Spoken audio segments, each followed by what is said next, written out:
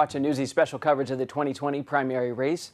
6 states are holding their contest today. Polls close in several of those in just minutes, about 10 minutes. So for more insights on tonight's primaries and what is at stake, more importantly, what does the data tell us? Let's go to Mallory Newall now. She's a research director at Ipsos specializing in issues-based polling. A familiar face here. And Mallory, glad to see you back, especially tonight. Your new poll found that Joe Biden gained more from Warren dropping instead of Bernie Sanders gaining more?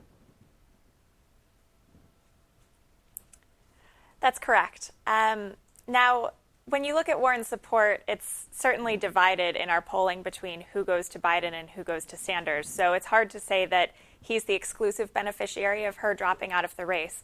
But I think what's telling is in polling that we've released just today, nearly half of Democratic primary voters say that Biden is most likely to beat President Trump. So he has that so-called electability factor that's important to so many voters this cycle. And I think that's what voters are really likely to hone in on tonight as we look at these different states. I'm wondering statistically, Mallory, how strong is Joe Biden's standing going right now? Because, you know, you mentioned electability and momentum and things like that. But I also wonder about the hard numbers, especially in places like your home state, Michigan. That's right. And chances, I'm sure you know, Michigan is a notoriously difficult state to poll in. It is a state that Bernie Sanders surprised pretty much everyone in 2016 by winning. But what the numbers show, if you look at recent polls that have come out from that state, is that tonight is looking to be a pretty good night for Joe Biden.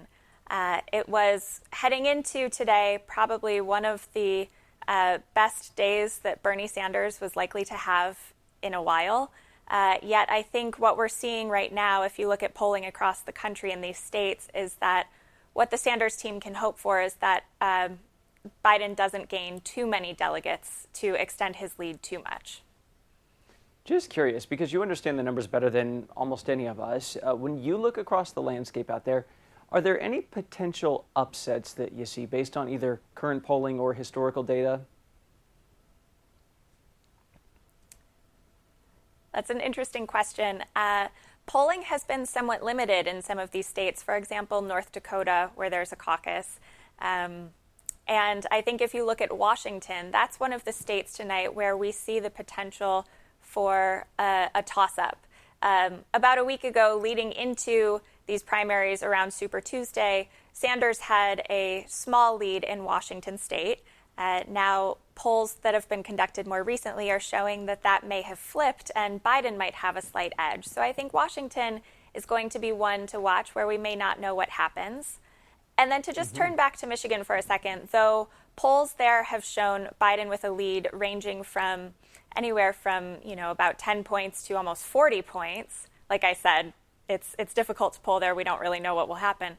But it's important to note that it's going to be a while before we see what actually happens in Michigan. Wayne County, where Detroit is often among the last to report.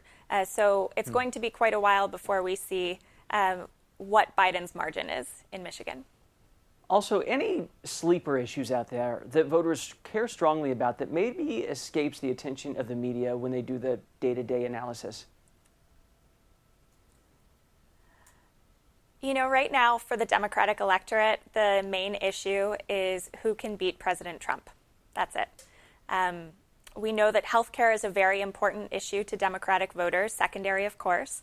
And on healthcare, our Ipsos polling shows that Democrats are pretty evenly split based on who they think will do a better job, Joe Biden or Bernie Sanders. In terms of sleeper issues, now I think some of what we've seen in exit polling this evening in light of coronavirus, who could they trust more in a crisis? That may be something that's really top of mind of voters, especially as both candidates are now starting to cancel events and sort of change their game plan when it comes to a campaign. And on that note, I believe exit polls are showing, at least in Michigan, that Joe Biden is seen as more likely to be trusted to handle a crisis than Bernie Sanders. All right, Mallory Newall from Ipsos. It's good to have your brain back in the mix. And by the way, new mama, congratulations to you and your family. We're so happy to have you back, Mallory. We are nearing the top of the hour here at Newsy. Our special 2020 primary coverage is just getting started tonight. This was the first hour. That's before everything closed. It's closing. That means things are starting. We are on the ground where polls are closing in just a few minutes right after this.